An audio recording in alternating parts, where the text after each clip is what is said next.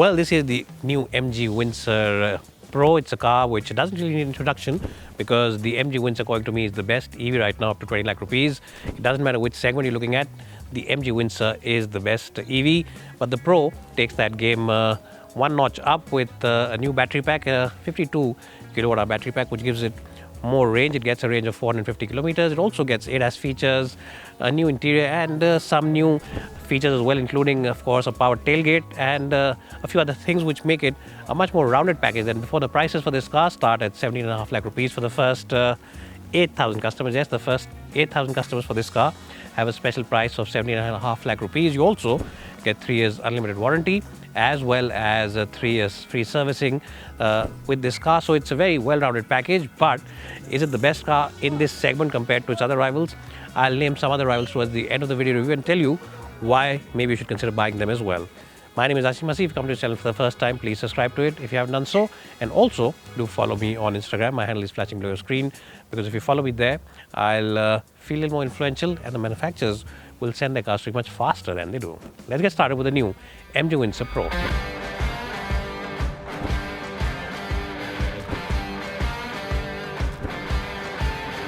Well, so now I'm inside the cabin of the MG Windsor EV Pro.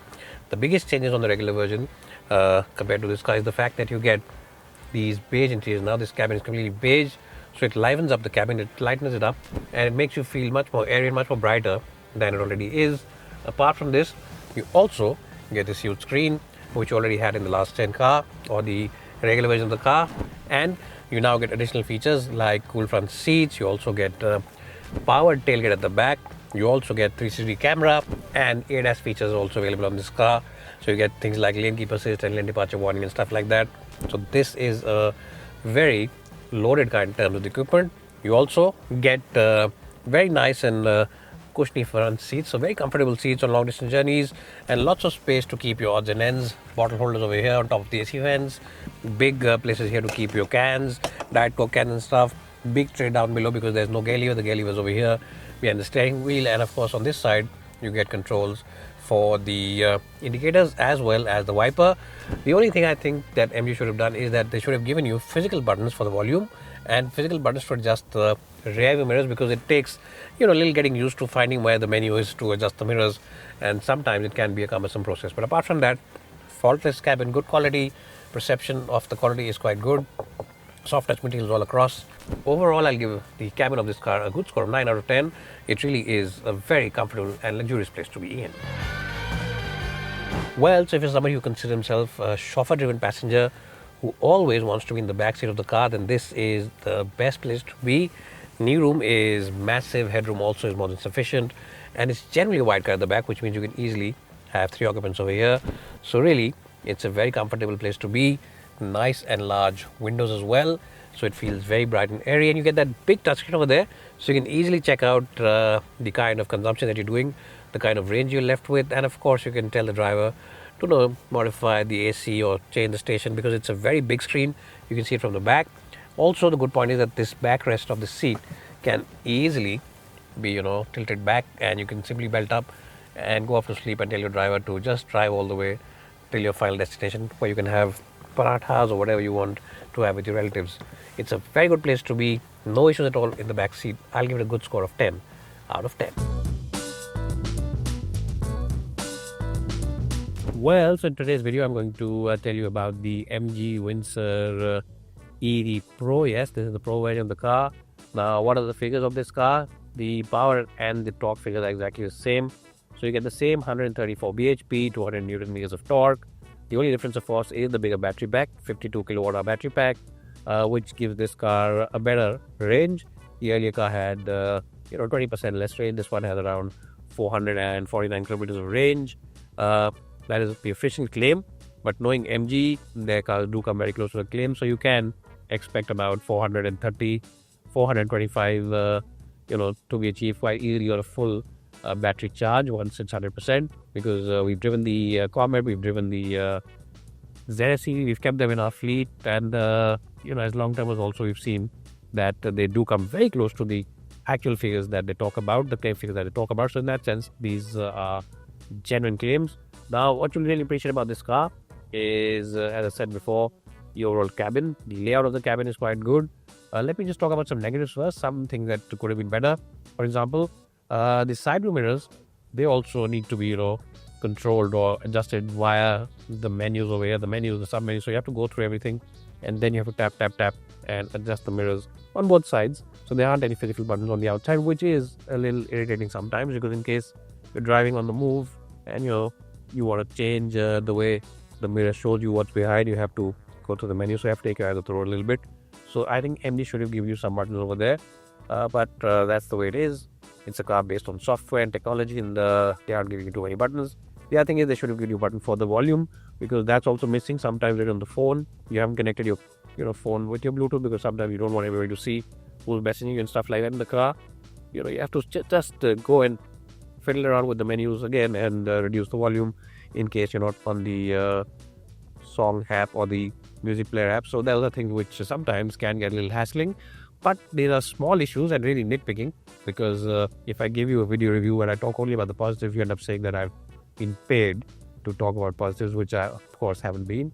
But anyways, these are the negatives out of the way. There are lots of positives to talk about this car. The first positive is the way it drives. Now, unlike a lot of other EVs which have that initial burst of torque and initial burst of power coming in just as you tap your foot on the accelerator pedal, it's not the case with this car. It does have, of course, very good and very genuine feedback. It's very positive, and it's of course razor sharp like most EVs, but the power delivery is very linear. It's like you get power delivery on a petrol engine car, and it just feels quite nice and hassle you to drive in that sense. There's a lot of people who are buying their first EVs, they just feel, will I be able to manage the power? Will I be able to, get used to the power figures? Initial, that wave of torque which comes in, will I be able to adjust to that? And yes, on this particular EV you will, because as I said, it comes in quite nicely, quite linearly, and unlike other EVs where there's that initial burst and then there's no mid-range, there's no top end, this one is very progressive. So that's something that you will truly appreciate about the MG Windsor EV Pro. What you'll also appreciate is the huge cabin. It feels really premium, very large, very nice, and the base of the front screen, the windscreen, is quite at a distance from you, and that also enhances the sense of airiness inside the cabin. It's a big and airy cabin, and the fact that the base of the windscreen is really far away from the driver also enhances that sense of airiness and that sense of being in a larger car than it is. It's a 4.3 meters in length car, but it feels much bigger than that. It feels 4.5 meters because it really has solid road presence. The interior, again, this nice beige color on the fabric looks very premium, very cool. And the seats, of course, feel like a sofa at home. They really are very comfortable, very nice, and just feel like you're sitting inside the lap of luxury. On the driving bits, as I said, you'll appreciate the progressive power delivery. You'll also appreciate the light controls and the excellent visibility, because visibility all across is very good. What you'll also really like about this car is the fact that the ride comfort is quite good. Now, usually when EV makers give a bigger battery pack on their cars, they stiffen up the suspension quite a bit, because they know to accommodate that heavier battery, you need a slightly stiffer suspension to manage the bigger battery pack, and MG has done that as well, but it's not overtly stiff. They've managed to get decent ride quality out of it as well, and they are erring on the side of comfort. It's not an EV you will take on the racetrack, or you'll be pushing in corners on the hills like we are driving right now, and that's what EVs are meant for. That's what family cars are meant for. This is a family car, and you will of course want to be driving in a very sensible and serene manner. Now, if you want it to go quicker than it does, you can always choose the sport mode. If you want to drive in eco mode and get the best of range, you can do that. Or of course, normal mode is the best mix, and that's where I think it's a real sweet spot is in terms of cabin isolation, because it's not got a power derived from a fossil fuel. So there's no noise of diesel clatter or petrol engine humming around, and it's very quiet, very nice. It's just that sometimes the road noise can filter into the cabin, and it's not obtrusive, it's not overtly noisy, but sometimes when there aren't any cars around or you're not playing too much music, you can feel some that road noise enter in, but that's about it. There aren't any other noises. The cabin feels decent enough in terms of the overall damping and the insulation from the outside. So these are something which I have noticed from my drive today. Ride comfort in general is quite good.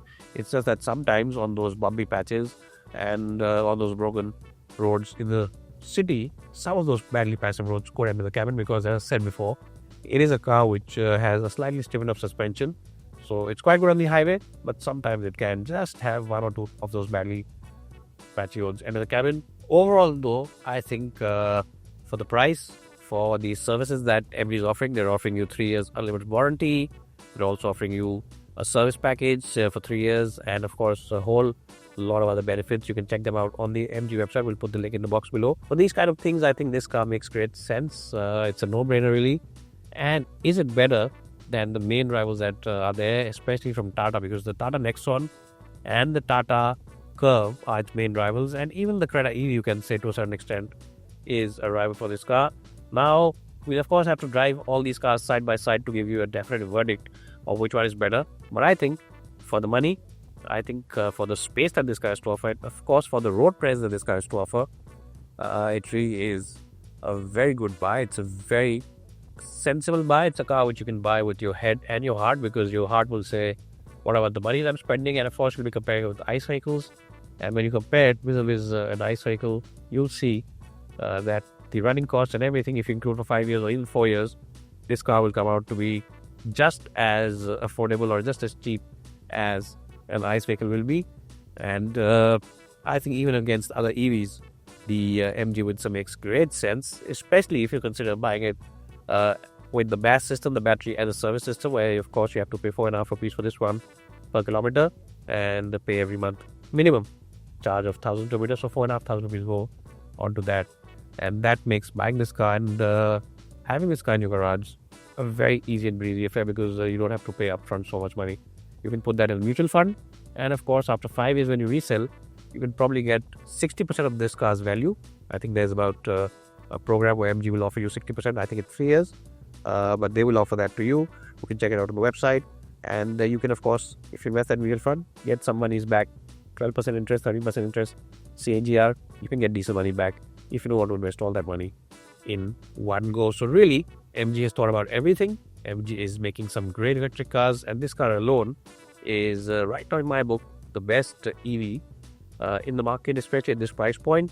It doesn't matter what kind of segment you're considering, but at this price point, I think this is the best EV that money can buy. So go ahead to an MG dealership, check it out. They have a very large network as well. They're available in the Northeast as well, where we're driving today.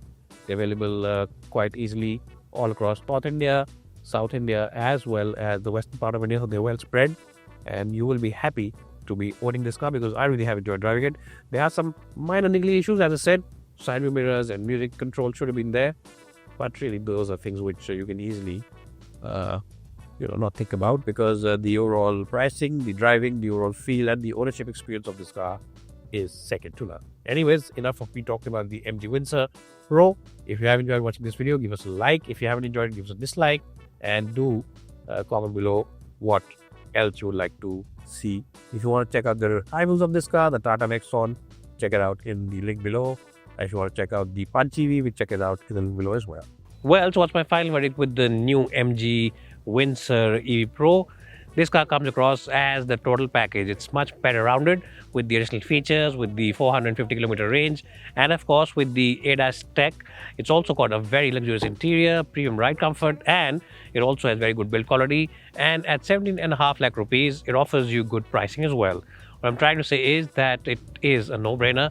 Just go ahead and take a test drive of this car at an MG dealership, and you'll agree with me that this really is the best EV at this price point. In fact, the price parity now with some of its rivals in the ICE segment is also so good that you will consider or reconsider buying that ICE car and simply go for this EV instead.